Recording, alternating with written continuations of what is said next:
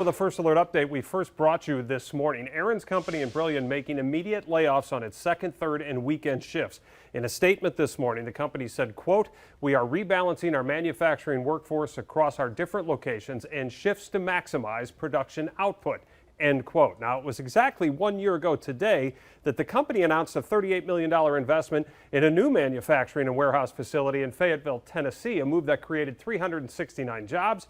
Well, now the Brillion-based company is cutting jobs in its own backyard, and that is where we find our Emily Riley. She is down in Brillion talking with those affected by this news today. So did any of the workers that you spoke with today, did they see this coming, Emily?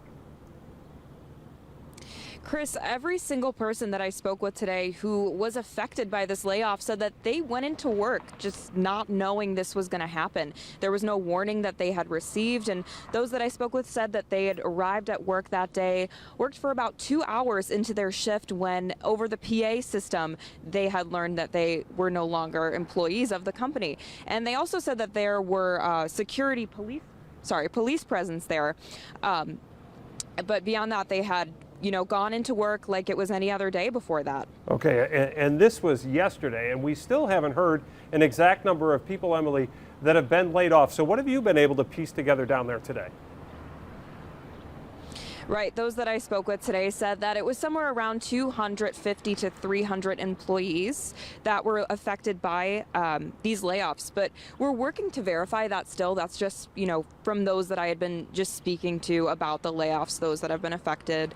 What we do know is that the company is planning on rehiring 100 of those employees for the first shift positions. Right now, those that were affected by the layoffs were a part of the second, third, and weekend shifts. So they're looking to add those extra 100 shifts, 100 workers to the first shift, but we're still trying to get more information from them. We just have that statement. We've been, we're still working on actually sitting down and speaking with them about it.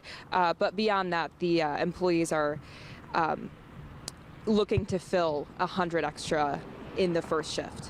All right, Emily, we were looking at, while you were talking there, we were looking at some of the statement and the frequently asked questions sent out by the company. We do know that employees will be paid through Thursday in order so they can apply for those jobs. The other thing we know, Emily, from talking on this program and through reporting over the year, is Aaron's has made significant investments in that community, whether it be housing, childcare, entertainment, recreation, and they've done that in order to attract workers to this community. So how is the community reacting to this news based on all these other things that they've heard from Aaron's in the past?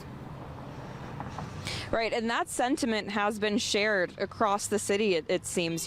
People we've been speaking to just walking around town today are talking about this, saying they're also concerned about that. They're saying if this is a city where they want to attract more people and bring more families and individuals here, then this seems to be that seems to be a little bit of a confliction there. So this is definitely a shared sentiment across the city, and many are worried about that.